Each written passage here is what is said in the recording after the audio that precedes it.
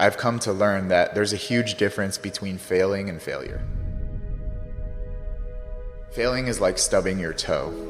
You know, it happens. It's a verb, you know? It's just something you do. But failure is a noun. It's an identity. It's a place of where you stay. And I failed a lot along the way.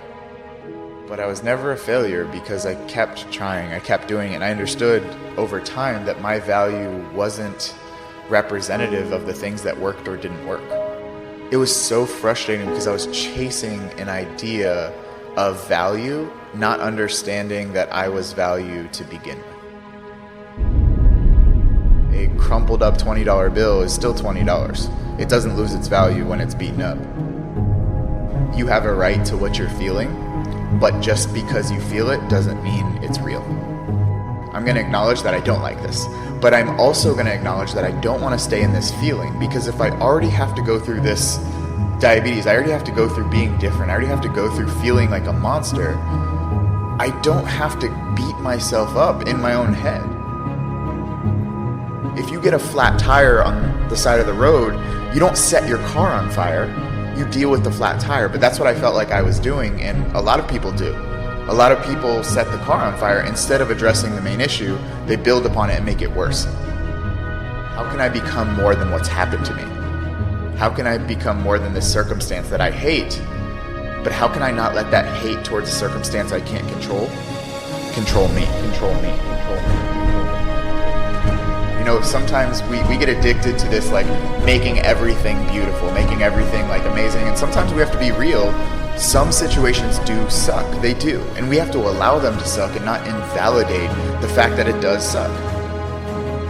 My job is to not let my mind take over. And that's when I win and when I lose and everything in between. You have a choice between what you think and what you do.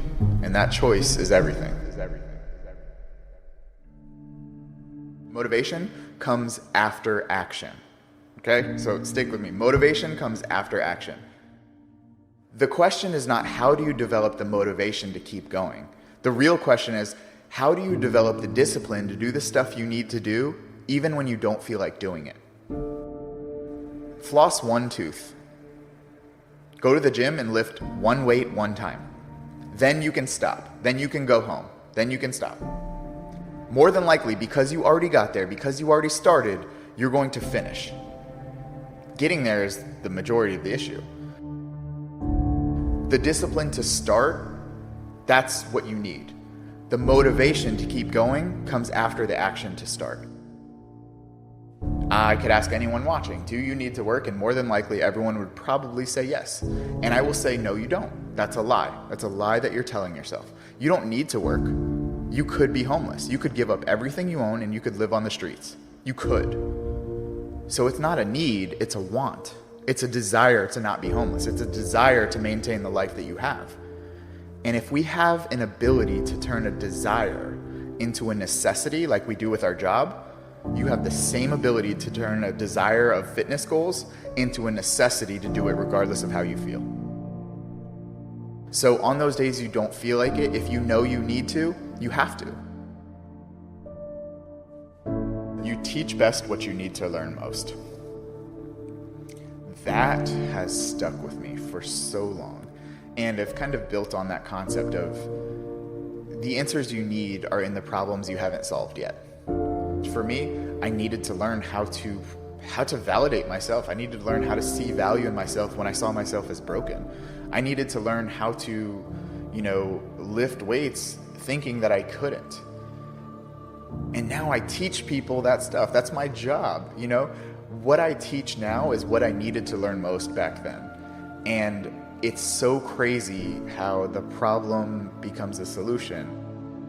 What held you back is what can push you forward. A lot of people could benefit if they really looked at the problems they're facing right now. There are massive solutions within those problems that can take you to a new level of life if you look at them from a different perspective.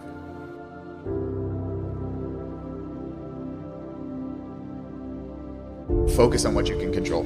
That concept has reduced my stress, has reduced my anxiety, has reduced so much unnecessary worry in my life. You know, so many people are like, oh, Chris, it's easier said than done. Absolutely, that's true.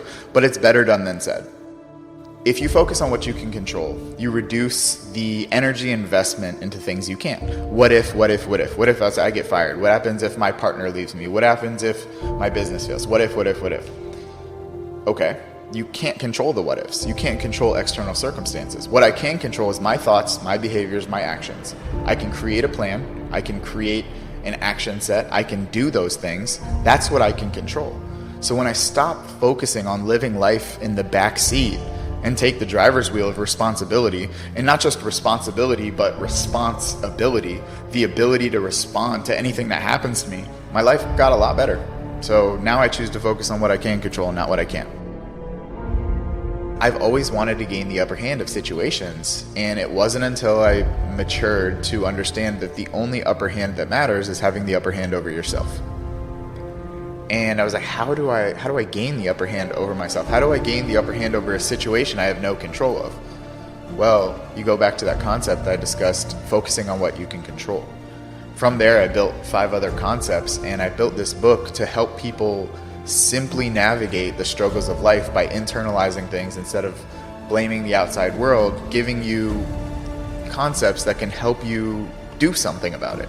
Focus on what you can control, that so you don't create cages around your lifestyle, and you learn how to navigate the true emotions and feelings so that you can have the upper hand always over a situation, even if it's unfavorable.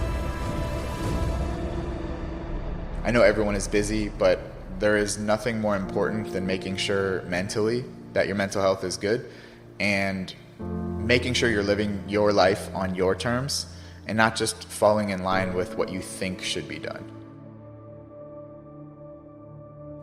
I can't really prove that you're supposed to be something, like you should be something, but I can say that with choice and effort, you can go really damn far.